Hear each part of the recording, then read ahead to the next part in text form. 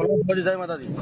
જય મેરડીમાં પ્રોટીન પા હું ભાઈ કેટલે સમજી બાજુ હા હું મને તો મેરડીમાં જવું બાપુ. મુલાકાત મને તો છે જવાનું હા નીતિ બે પથારી છે તો એ ખોરો જવાનું દરબારમાં પેલું ખોરો જ નહીં પણ વિરોચન ના કરે મેરડીમાં મંદિર ખરું હો હો ને એ ખોરોજમાં દરબારમાં જવાનું હો મહારાજ ની પૂછ પાડવાની એટલે.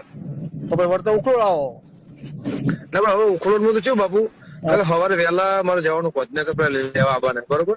હા હા એટલે કાલ 4 જગ્યાએ પથારી પમદારમાં કાકાના છોકરાના ઘેર ફઈના ભોણા ઘેર પથારી એ લેવા આપવાની એટલે અત્યારે લેવા આવ્યા હતા એમને પમદાર નું કીધું એટલે આપણે શુક્રવારે ભેગા થઈને ગોઠવી દઈએ અને હું તમને કેસર બનાવી આલું હેડો. તો શુક્રવારે કેટલા વાગે આવીએ તમે નક્કી ટાઈમ આલો.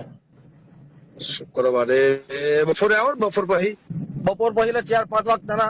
ખાલી બરાબર આપણો પમદામાં ખાલી યાદ કરાવી દેજો તમે મને ફોન કરી એક રિંગ. હલો બોલો બાપુ. જય મેરી બાપા હું શું કહું બુઆજી હા કયો સાર આડપ બનાવો ને રેકડી નું કેસેટ બનાવવાનું ચાલુ કરી દો અને મંગળવાર આવું. હા ચોક્કસ હેડો બનાવ્યા. પેમેન્ટ હાલતો જ જાઉં મંગળવાર આવું એટલે.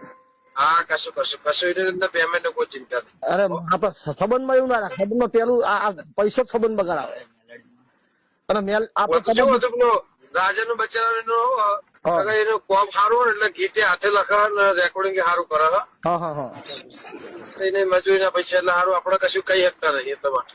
ના ના ટાઇટલ તમારે ટાઇટલ રાખવું હતું ને એટલે ગયા કઈ વાંધો નહીં આપણે બીજો એક આલાપ બનાવો રેકડી નો સ્પેશિયલ એવો બનાવો ભૂકા કાઢી નાખે એવો.